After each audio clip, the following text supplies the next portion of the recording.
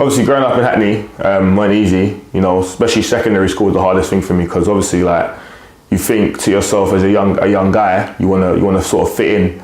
You know, so you put yourself in certain situations to try and prove yourself. Like you see certain elders and they're bringing girls to the ends. You know, you want to sort of be like them, and then not realize that you're leading yourself away from the wrong path, your actual full potential. You know, and that's one of the saddest things that the young kids face, that they don't actually believe in themselves at a young age. You know, like myself for a prime example, like, you know, I used to always get bullied. I used to be that guy that, you know, would listen to others instead of listening to my own self and having my own sort of brain set on things and mindset on things. You know, so like I said, growing up in Hackney at 16 was difficult because I was involved in and out of different troubles, always bringing police to my mum's door, you know, always in the wrong crowd.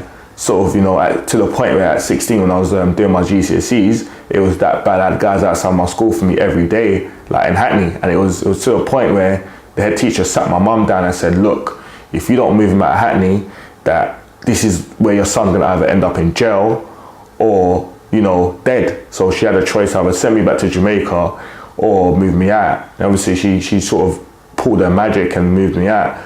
Sort of, you know what I mean? That was like the turning point for me. So I moved to Essex and I moved to this area that I don't know no one. You know, it's different. I'm there still with my hoodie up inside that sort of area, and I'm seeing these different guys that dress different to me. And I'm like, yo, like, this is a different lifestyle, you know? This is a whole different ball game that I'm just in this area. The good thing about me that I had was I had football, and football was a very, very challenging thing, sort of trying to make it. But like I said, when I was in Hackney and I was doing my GCSEs, I sort of failed my GCSEs. So when I failed my GCSEs, I sort of thought that was it. And then I got myself in a football college. You know, as I got myself in a football college, things started to change a little, but I was still in and out of trouble from up to 18. So, you know, I got my first job at 18. And when I got my first job at River Island, you know, I remember it like it was yesterday. I phoned my mum, and my mum cried, and my mum was like, yo, like, you know, that's a big thing. Like, I'm actually working now, making legit money, you know, not on the street corner, not out there selling this and selling that, you know. And then I stayed in that job for about 2 years, worked my way up to a supervisor. And after that now, I got a phone call from one of my friends, Davis, who's in Dubai. He was a community coach for Arsenal in Hackney, and was like to me, do I want to be a chef? At first I thought he was joking, so I sort of locked off the phone, and I was just like to him, nah, come on man, you can't be phoning me, like telling me about chefing. Like them days I was still sort of stuck in my old ways. So he was just like, nah man, I think this is for you, you know, this is sort of a thing that you can sort of overcome and show your full potential. Obviously the reason why Davis said that, because Davis used to see my little Facebook posts and stuff that, you know, had like dishes I used to make from back home, because I'm born in Jamaica. So being born in Jamaica, cooking things is a main thing for men and women growing up, and especially chores, you should always know how to cook. So I said, you know what, I took it on board, and then he applied for me and helped me with the application. And then I called my mum and said to my mum, I got the interview. Turns out there was like 1,000 people applying. So I'm thinking to myself, you know what, this is something big. So I've called my auntie, that's a baker in Hackney, and she said to me, if this is the program, just go for it. Like, if it's genuinely the program, you've got to do it. You've got to want to do it, because this program will change your life. Next thing you know, I've got through for all 3 interview stages, and then next thing you know, on the first day, I actually made it through and I got in. So I'm now one of the 18 that's been chosen. So I'm sitting there in an office, like a room, the table of all the guys that's made it. It's like a sort of like an icon sort of thing. Next thing you know, he walks in, Jamie Oliver walks in, and he's like, you're right, Patrick. Like, I'm looking at this guy, this is the guy that changes school dinners. So I'm sort of shocked. Like, I'm just like, wow, this is my life about to change in a minute.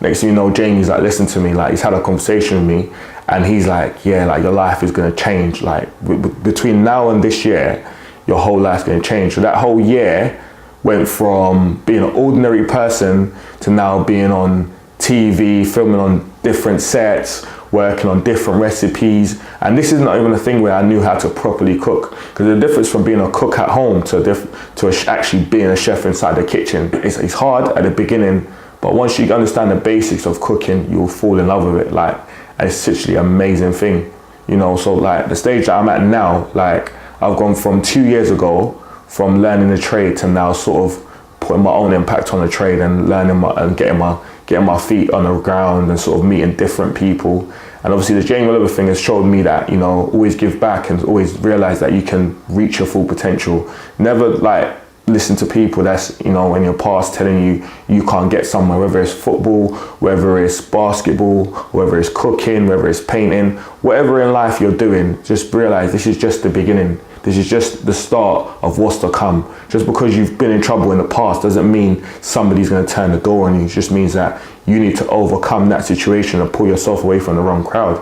And that's that's one of the advice I can give people. That's the kids of these age, that's younger than me, because I'm only 23 and I'm still young and I'm still learning at the end of the day. You never stop learning in life, and always try and listen to the people around you, you know, especially the older generation, because without the older generation that's in my life, I wouldn't have achieved what I've achieved. I wouldn't have overcome what I've overcome. You know, I wouldn't have got the chance to cook with Jamie Oliver, cook for Ed Sheeran, cook for Rio Ferdinand, and cook for people that I used to watch on TV, you know, and be like, wow, I would love to be like these people. Now I've found myself and found my personality and found who I am.